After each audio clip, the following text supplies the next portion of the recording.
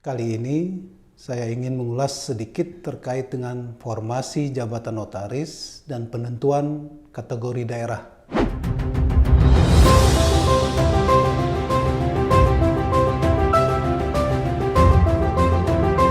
Rekan-rekan semua, jumpa lagi, salam sehat dan bahagia selalu tentunya.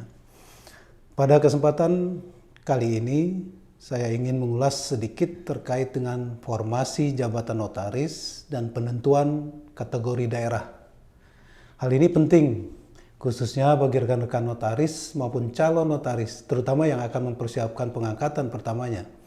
Karena akan berkaitan dengan daerah di mana rekan-rekan semua akan memilih sebagai tempat pengangkatan pertama nantinya.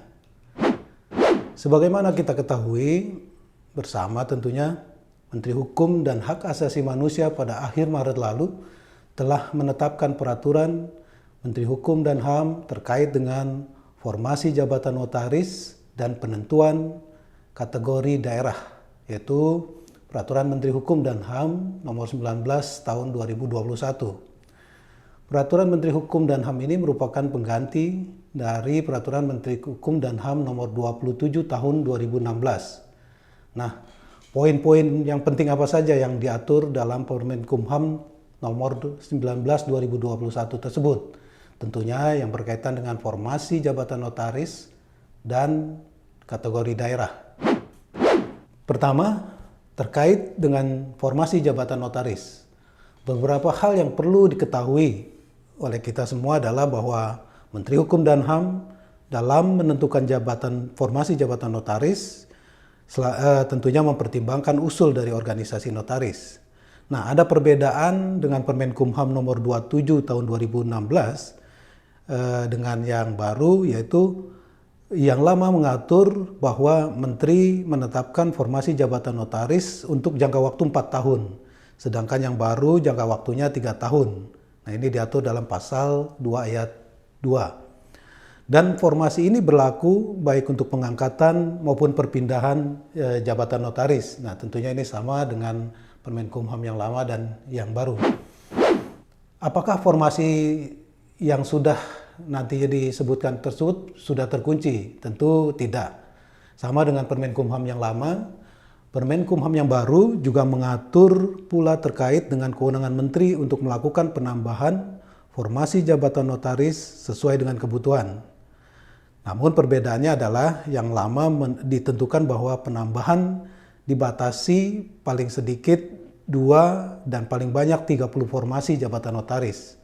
Sedangkan untuk di dalam peraturan yang baru, hal tersebut tidak dibatasi. Dalam arti ya tergantung pada kebutuhan dan tergantung pada subjektivitas dan objektivitas Menteri tentunya.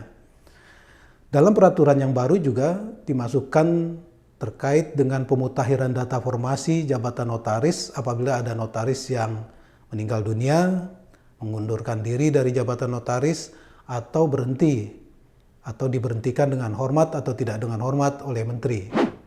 Jumlah formasi jabatan notaris tentunya ditetapkan dengan mendasarkan pada 3 indikator utama yang diatur di dalam Permenkumham nomor 19 tahun 2021. Yaitu pertama adalah indikator terkait dengan kegiatan dunia usaha di daerah tersebut. Di daerah maksudnya di kabupaten kota yang bersangkutan. Hal ini tentunya datanya diambil dari perbankan, jasa keuangan, dan jumlah badan usaha di daerah tersebut. Kemudian indikator kedua adalah jumlah penduduk. Dan indikator ketiga adalah rata-rata jumlah akta yang dibuat oleh notaris di daerah tersebut.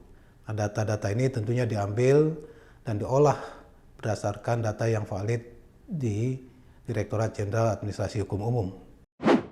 Terkait dengan kategori daerah, nah ini yang terkait dengan kategori daerah yang penting untuk diperhatikan. Dalam peraturan yang baru, terdapat perbedaan yang mendasar, yaitu kategori daerah yang semula A, B, C, dan D, sekarang menjadi A, B, dan C saja. Mana saja yang termasuk kategori A, kategori B, dan kategori C, kita uraikan satu persatu. Untuk kategori A, yang semula hanya 5, yang termasuk dalam kategori A yaitu Kota Administrasi Jakarta Selatan, Jakarta Barat, Jakarta Pusat, Jakarta Utara, dan Jakarta Timur. Itu yang yang diatur di dalam Permen Kumham 27 2016. Nah, untuk saat ini dilakukan penambahan, yaitu ditambah 5 kota lagi yang semula kota-kota ini masuk di dalam kategori B dan sekarang menjadi kategori A, yaitu Kota Medan, Kota Bandung, Kota Semarang, Kota Surabaya, dan Kota Makassar. Sedangkan yang masuk dalam kategori B ada sejumlah 19 kabupaten kota, di mana jumlahnya apabila dibanding dengan yang lama sebanyak 12 kabupaten kota. Nah, sekarang ada 19 kabupaten kota yang masuk di dalam kategori B. Adapun yang masuk dalam kategori daerah B adalah 7 daerah kabupaten kota yang tetap sebagai kategori B yang lama, tetap menjadi kategori B, dan selebihnya adalah perubahan kategori daerah yang tadinya masuk di dalam kategori C dan D. Sedangkan mana saja daerah tersebut? Adapun daerah yang tetap dalam kategori B adalah Kota Tangerang Selatan, Kota Bekasi, Kota Yogyakarta, Kota Depok, Kabupaten Bogor, Kabupaten Tangerang, dan Kabupaten Sleman. Sedangkan penambahan daerah dalam kategori B yang berasal dari kategori C dan D adalah pertama Kabupaten Deli Serdang, Kota Pekanbaru, Kota Batam, Kota Palembang, Kota Tangerang, Kabupaten Bekasi, Kabupaten Bandung, Kabupaten Karawang, Kabupaten Sidoarjo, Kabupaten Gresik, Kabupaten Pasuruan, dan Kabupaten Badung.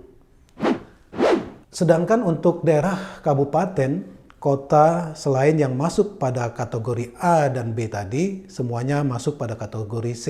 Nah, kategori C ini diperuntukkan bagi pengangkatan pertama notaris. Ini rekan-rekan yang telah mengikuti PPKJN tentunya yang kemarin dan persyaratan pengangkatannya sudah lengkap, siap-siap untuk memilih daerah yang masuk di dalam kategori C.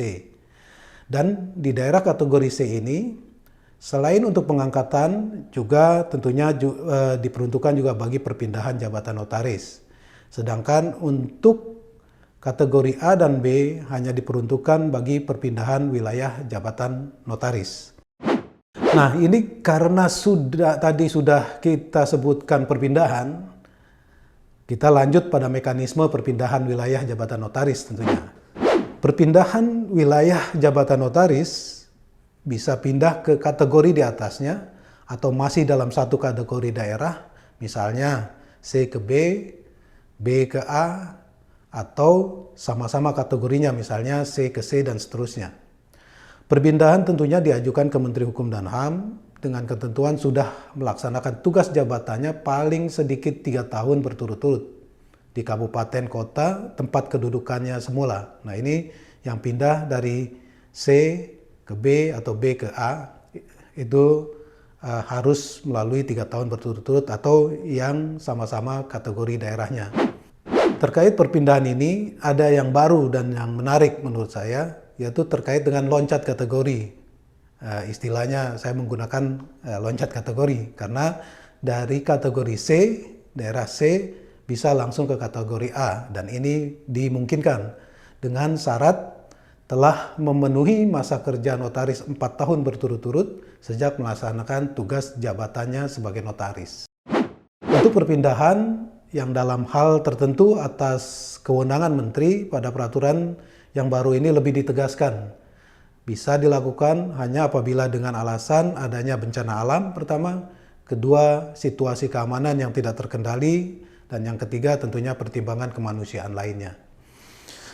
Rekan-rekan semua, itu semuanya kajian atau ulasan kita terkait dengan peraturan Menteri Hukum dan HAM tentang formasi jabatan notaris dan penentuan kategori daerah. Mudah-mudahan ini bisa menjadi tambahan informasi bagi rekan-rekan semua, baik rekan-rekan notaris, terutama bagi rekan-rekan calon notaris yang tentunya akan memilih daerah pengangkatan untuk pertama kalinya. Satu hal lagi yang penting yang sering ditanyakan juga, Dan ini masih menjadi wacana dalam pembicaraan dan penyempurnaan kebijakan ke depan, yaitu adalah terkait dengan PPAT yang sudah diangkat di daerah kategori B atau A misalnya, dan ingin diangkat menjadi notaris, masih terkendala dengan aturan yang mengharuskan pengangkatan pertama di kategori C. Mudah-mudahan ke depan dapat diambil kebijakan yang dapat mengakomodir hal tersebut. Tetap semangat dan sukses selalu.